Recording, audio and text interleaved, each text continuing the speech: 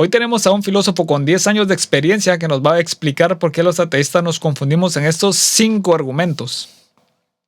Estos son los 5 peores argumentos en contra de la existencia de Dios según mi experiencia como filósofo cristiano después de más de 10 años enseñando en la universidad. En el puesto número 5 tenemos: la religión es mala porque ha causado guerras. Sí, claro, y la física cuántica es mala porque alguien tiró una bomba atómica. Es decir, si algo ha tenido un mal uso significa que es malo. No, a ver, puedo darle la razón en el sentido de tal vez cosas como la Inquisición, que fue un mal uso, digámoslo de alguna manera, de la religión o de la Biblia, pero hay cosas explícitas en la Biblia escritas que dictan violencia y guerras, ¿no? Guerras dictadas y mandadas por el Dios mismo. Así que decir que es malo porque causó guerras o porque se generaron guerras por la palabra no está tan alejado de la realidad, ¿no? Incluso podemos ver ejemplos muy fuertes como en Primera de Samuel 15, donde Dios manda a erradicar hombres, niños, mujeres y lactantes por completo, ¿no? Esto difícilmente es un mal uso o una mala interpretación de la Biblia. Está escrito de forma explícita que es un mandato divino. Así que aunque puedo ceder de que hay ciertas cuestiones que fueron un mal uso de la religión, hay cosas que son muy explícitas respecto a la religión, al menos la cristiana, que dicta una violencia muy fuerte por parte del Dios mismo, guerras comandadas o incluso actos de venganza, donde por ejemplo en el caso de Egipto, cuando endureció el corazón del faraón con tal de que la victoria fuera de él y no fuera una cuestión pacífica que se dio como un acuerdo entre dos reinos, ¿no? Tenía que castigar a los primogénitos de Egipto por haber tenido a Israel bajo su yugo. Sí, es difícil escapar de estas cosas, ¿no? Esta lógica, el móvil sería malo porque se te cayó en la cara mientras lo mirabas de noche tumbado en la cama. Número 4. Dios no existe porque existe la maldad en el mundo. Este argumento es como decir que no existen los médicos porque existen las enfermedades. Si No, esto no es entender el contraargumento del mal, ¿no? Y para alguien que lleva 10 años enseñando estas cosas, o no sé si es eso lo que está enseñando, pero me imagino que tiró sus credenciales porque era experto en estos temas, ¿no? No lo sé. Puede ser que no.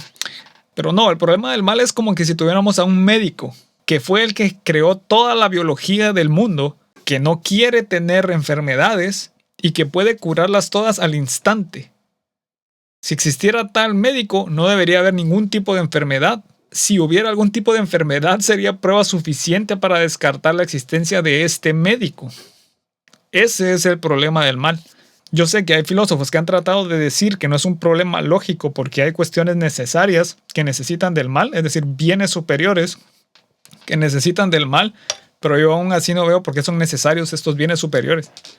Pero ese es el problema del mal. No es solo decir hay cosas malas, entonces Dios no existe. Es que hay propiedades de Dios o propiedades divinas que no son coherentes o no pueden coexistir con el mal. Si existe el mal, no pueden existir estas propiedades divinas. somos animales significa que es tan correcto actuar bien como actuar mal. Ya sabéis, como hacen precisamente los animales. Si somos animales, ¿es también actuar bien como actuar mal? No, ¿de dónde sale eso? Es decir, podrían haber hechos que son buenos y hechos que son malos, ¿no? Por ejemplo, un ejemplo fácil de admitir y que siento yo que es muy intuitivo es hablar del sufrimiento innecesario. Cualquier tipo de sufrimiento innecesario podría decirse que es un hecho que es algo malo, es intrínsecamente malo. Y sobre eso se puede construir algún tipo de teorías y cuestiones de lo que es el bien y lo que es el mal. O todo el sistema de bueno o malo, ¿no? Pero este es el mismo problema que tiene una persona que dice que Dios es bueno. El hecho bruto de la bondad o de lo que es bueno es que Dios es bueno. Lo único que se está haciendo como ateístas o naturalistas o fisicalistas es de que esta cuestión, este hecho bruto no es de algún Dios, sino es del acto mismo. Hay actos que por sí mismos son malos o son buenos, ¿no? Así que esto que está diciendo de que porque somos solo animales, entonces tenemos que aceptar cualquier cosa, eso es ridículo. Yo no creo que ningún filósofo serio tome esto de verdad. Por ejemplo, si dijeran que Dios no puede hacer el mal porque Dios es bueno y su naturaleza es buena, habrían ciertos actos que él no debería de realizar, ¿no? Por ejemplo, mentir. Entonces lo que se puede hacer es decir, no es porque Dios lo diga o porque Dios no lo puede hacer, es que mentir en sí mismo está mal. y ya está. Obviamente no es tan sencillo generar una teoría de este tipo, ¿no? Pero porque yo no creo que mentir sea intrínsecamente malo. Hay situaciones en las cuales mentir posiblemente sea lo correcto. Está el famoso ejemplo de la Segunda Guerra Mundial. Si tenías a alguien escondido, lo correcto era mentir respecto a dónde tenías a esa persona escondida. Pero dejando eso a un lado, ¿no? Si ellos dicen que Dios no puede hacer ningún tipo de acto que sea mal porque va contra su propia naturaleza, lo que podemos decir nosotros es, no, lo que está mal es ese acto en sí. Ese acto es lo que tiene lo malo, o el resultado de ese acto es lo que es lo malo, o en fin, hay muchas formas de decir por qué es malo algo, ¿no? No por el hecho de que seamos animales ya no tenemos acceso a ningún tipo de moral. Eso fuese así, significa que no podríamos quejarnos de que exista la maldad en el mundo, sino que todo lo que ocurre tendríamos que aceptarlo del mismo modo que aceptamos que un león se come a una gacela. No, yo creo que ya expliqué por qué no tenemos por qué aceptar eso, ¿no? Pueden haber hechos que son malos y hechos que son buenos y ya está. Eso es como decir algo como las matemáticas, ¿no? 2 más 2 es 4 y es un hecho y ya está. Así como ellos dicen, no, Dios es bueno y ya está, es un hecho.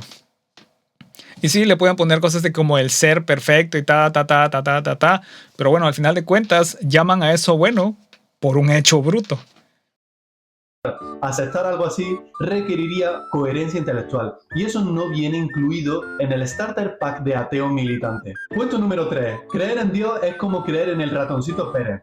Comparar a Dios con un roedor que colecciona dientes solamente es posible si tu máxima autoridad intelectual es la parte de atrás de la caja de los Chocapics y si la única filosofía que has leído en tu vida es la que viene en los azucarillos del café. A ver, aquí tiene razón. Hay argumentaciones fuertes o bastante bien elaboradas, por ejemplo las de Santo Tomás o estas, ¿no? La primera causa encausada, Obviamente yo no estoy de acuerdo con ninguna de estas, pero son argumentaciones que pues están elaboradas y están hechas por filósofos y tampoco son tan ridículas como un cómic o algo así, ¿no? Pero yo creo que el problema o el intentar comparar al ratoncito Pérez con Dios es solo una forma de decir de que Dios es un invento humano que aparece de forma cultural, ¿no? Es decir, lo creemos porque por la cultura se genera y luego sí pueden aparecer buenos argumentos respecto a por qué Dios existe o a la necesidad de Dios, pero inicialmente quizás solo fue un invento cultural. A eso es a lo que se refiere esta cuestión del ratoncito Pérez. Número 2. La ciencia demuestra que Dios no existe. Sí, claro, justo entre la teoría de cuerdas y el experimento de Rödinger escribieron un paper que se llamaba Dios no existe. Spoiler, no pasó. Yo no sé si él mueve las manos igual que yo, ojalá y no. Es cierto, la ciencia no desaprueba que Dios existe, pero tampoco lo necesita. La ciencia no necesita a Dios y por lo regular la ciencia se va a mover bajo postulados naturalistas, ¿no? En ningún momento va a postular de que, sí, esto es porque algo sobrenatural lo realizó. No, siempre va a buscar mecanismos naturales que puedan generar todos los datos. Y Dios no puede ser este mecanismo porque con Dios no se puede predecir absolutamente nada. Se tiene que esperar a que Dios haga algo para saber que viene de Dios. No se puede hacer de otra forma. Y la ciencia lo que busca es ese algoritmo o esa serie de pasos que permiten predecir o tener los datos que ya se tienen. Si se conocen las condiciones iniciales, con este algoritmo, con esta serie de pasos, podemos predecir absolutamente todo lo demás. Eso no se puede hacer con Dios. Hay que esperar a que Dios haga lo que sea que supuestamente Dios hizo para poder determinar de que Dios lo hizo, ¿no? O para poder atribuírselo a Dios. Por eso es que Dios nunca va a ser científico. Revisión por pares. Y es que en realidad ni siquiera lo intentaron, pero la gente lo sigue repitiendo sin saber que es falso, como aquello que se suele decir de que solamente utilizamos el 10% de nuestro cerebro, algo que quizás se cumpla en aquellos que defiendan este argumento. Y en el número 1, el argumento más esperado y el más falaz de todos: Dios no existe porque no se le puede ver. Dice un ateo mientras defiende los derechos humanos, confía en el amor de su familia y jura que la libertad es real. Todo eso, por cierto, es invisible. Pero como Dios supuestamente no lo es y no se le ve, significa que no existe. Así afirma la lógica nivel curso avanzado de jardín de infancia. Mi respeto a todo el mundo y recordad que todo apunta a Dios. No creo que nada apunte a Dios, o no de forma necesaria, ¿no? Hay definitivamente otras explicaciones que pueden abarcar cualquier tipo de situación en la cual se plantea a Dios como una explicación. Ahora, lo que dice de forma directa es verdad. No se puede decir que Dios no existe solo porque no lo puedo ver de forma directa, pero yo no creo que el argumento vaya por no lo puedo ver de forma directa con mis ojos o alguna forma, ¿no? sino que no hay una forma de determinar de forma inequívoca que es a Dios con lo que estamos interactuando. Siempre es una cuestión de que, siento que es Dios, siento que debe ser Dios, pero no hay una forma de determinarlo, ¿no?